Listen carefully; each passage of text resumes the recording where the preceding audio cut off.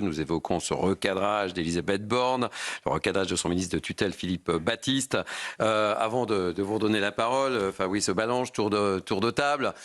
Julien Drey, quel est votre regard sur ce recadrage? Et c'est vrai que Fabrice Balanche n'a pas eu beaucoup de soutien au moment où il a été confronté à une sortie précipitée de son amphithéâtre. Écoutez, je ne vais pas en rajouter, moi j'ai écrit un livre là-dessus. C'est pour ça que je vous interroge d'ailleurs. Je renvoie tout le monde à ce que j'ai écrit, parce que j'ai pris le temps de... Voilà, oui, il y a une... Mais j'ai un désaccord avec ce que dit Mme Borne et avec ce que j'entends. Ce n'est pas par opportunisme électoral que la France insoumise aujourd'hui agit. Il y a une vraie conversion idéologique.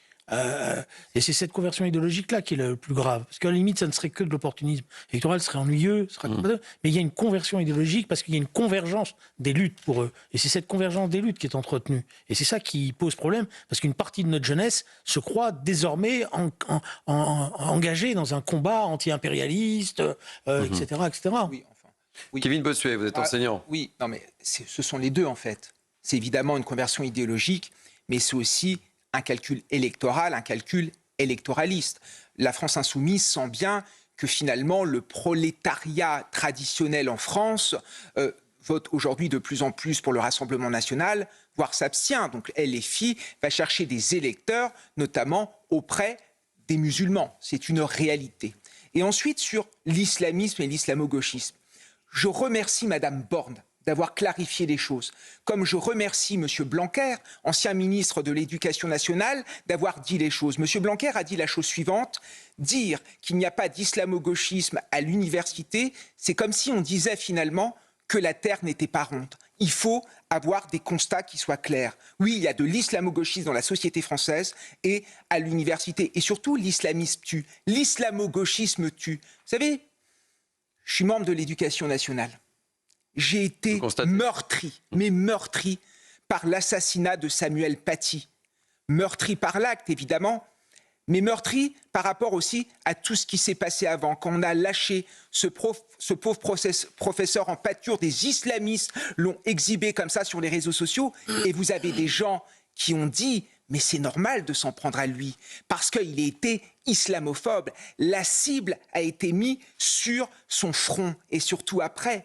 Moi, j'ai entendu des gens se revendiquant de l'extrême gauche nous raconter que Samuel Paty l'avait bien cherché. C'est ça l'islamo-gauchisme, c'est ça cette idéologie qui gangrène l'école et qui gangrène notamment l'université. Donc, à un moment donné, on ne luttera pas contre l'islamisme avec des trémolos dans la voix ou des bougies. Il faut être extrêmement ferme, et si on veut être ferme, il faut d'abord faire un constat ferme. Oui, l'islamo-gauchisme existe, et oui, l'islamo-gauchisme est un danger qui ravage notamment nos valeurs républicaines. Et il y a des faits concrets. D'ailleurs, on vous a interrogé ce week-end, c'est un sondage CNews Europe 1, journal du dimanche, vous a posé la question, vous allez voir la réponse. Je ne sais pas si Fabrice Balanche a pris connaissance de notre sondage, on va le voir à l'antenne, si on peut nous le mettre. Mais les Français sont convaincus, évidemment. Pensez-vous, c'est la question qu'on vous a posée, pensez-vous que l'islamo-gauchisme existe aujourd'hui en France? La réponse, voilà, c'est 73% oui, 27% non. On va peut-être envoyer à Philippe Baptiste ce sondage, parce que ça, c'est une réalité. En tous les cas, c'est ce que pensent les Français. On le voit, c'est toujours intéressant de se pencher sur le côté politique aussi. Je parle avec vous,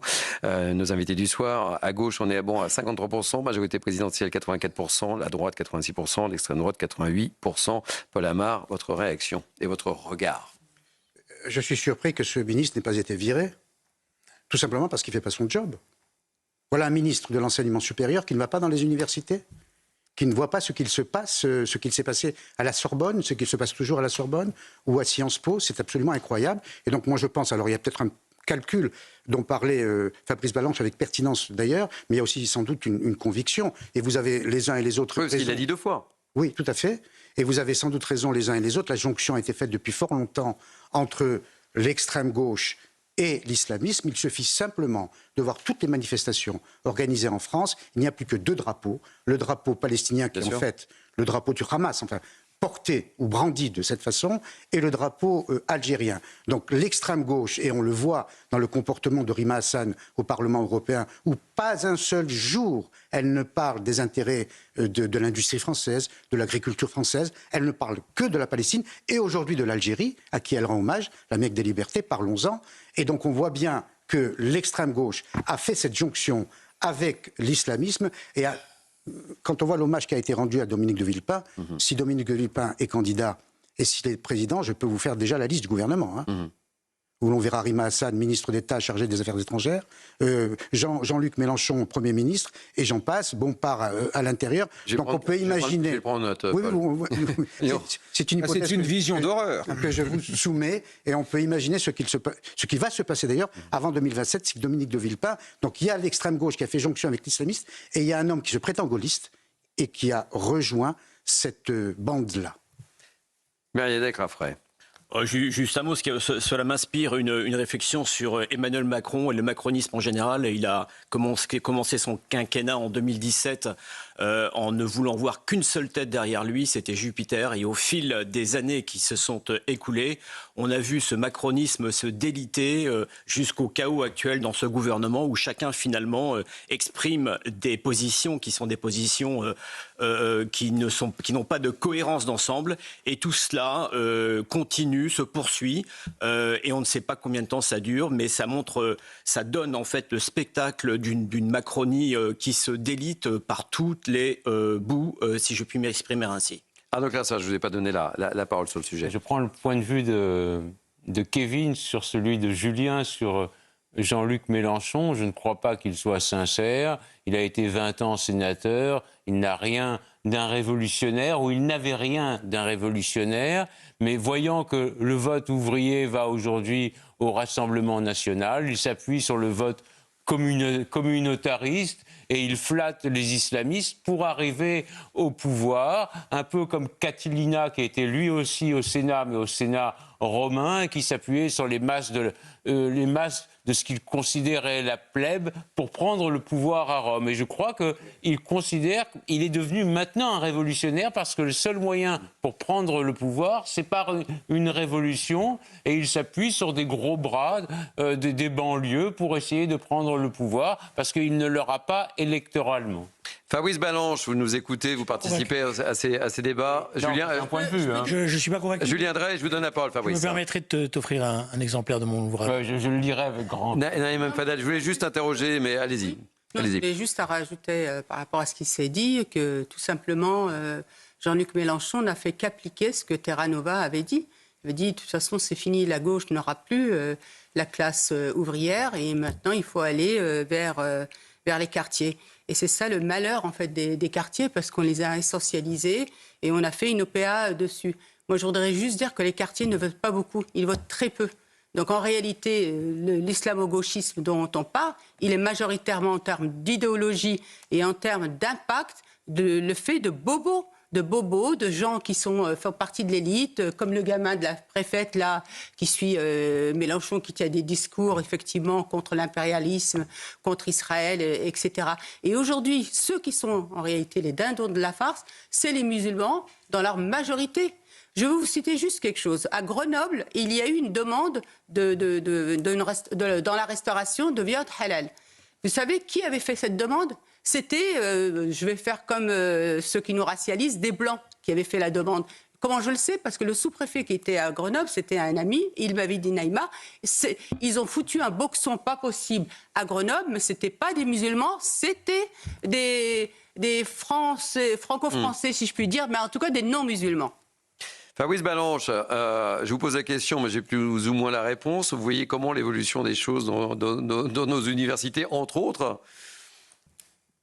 Moi, je la vois assez mal, l'évolution des choses, hein, parce que là, on a un ministre qui a été mis à cette place, disons, plutôt pour s'occuper des sciences dures, des grandes écoles, faire des partenariats avec les entreprises, et en fait qui se désintéresse, comme tous les gouvernements, des sciences humaines et sociales et des sciences politiques, parce que ce ne sont pas des facultés qui sont considérées comme stratégiques pour la nation. Ils oublient un peu vite que c'est la formation des professeurs des écoles, de la majorité des professeurs du secondaire, et que passer entre les mains d'islamo-gauchistes, eh bien, ces futurs enseignants vont évidemment reproduire ce discours dans le primaire, dans le secondaire, et c'est pour ça que la laïcité, on a de plus en plus de mal à l'appliquer justement dans le primaire et dans le secondaire, parce que les enseignants chargés de la faire respecter ne sont même plus convaincus par sa pertinence, puisqu'on l'aura déconstruit à l'université. Donc ça, c'est quelque chose qu'il faudrait vraiment en urgence s'occuper de ces facultés. Moi, je demande depuis longtemps, enfin depuis le mois d'avril, qu'il y ait une inspection dans mon université contre les dérives idéologiques, parce que je les avais soulignées, ces dérives idéologiques. Il a fallu que l'affaire du vice-président qui avait fait l'oraison funèbre de Hassan Nasrallah sorte finalement dans les médias pour que le ministre demande sa démission. Mais il faudrait s'intéresser un petit peu à tous ces programmes de recherche qu'on qualifie finalement de recherche-action, parce qu'en fait, c'est pas de la recherche, c'est du militantisme. Tous ces séminaires sur la Palestine destinés uniquement à donner une conscience scientifique à ces délires idéologiques et à ces attaques contre Israël. Parce que le problème, Fabrice Balanche et Paul Amar le soulignaient, c'est que Philippe Baptiste est toujours en poste. Soit il aurait dû démissionner, soit il aurait dû être démis de ses fonctions, et il est toujours en poste, donc les choses ne vont pas beaucoup changer. Hein. Bah, il faut espérer que sa ministre de tutelle le recadre aussi. Ça a été fait, mais bon. Mais dans ses priorités, c'est-à-dire s'occuper des facultés de sciences humaines et sociales et des instituts de sciences politiques, où on a ces dérives les plus manifestes, et joindre un petit peu les actes à la parole, parce que jusqu'à aujourd'hui, par exemple, il n'y a toujours pas d'enquête, d'inspection qui a été diligentée dans mon université, alors que je peux vous dire que les gens, ils auraient beaucoup de choses à dire sur la façon dont elle est gérée, la façon dont les gens sont promus, qui permet de faire de ces facultés des citadelles d'extrême gauche quasiment inexpugnables aujourd'hui, parce que grâce au clientélisme électoral interne, ils ont réussi à verrouiller le système. Merci pour votre témoignage, Fabrice Balanche, enseignant à Lyon 2.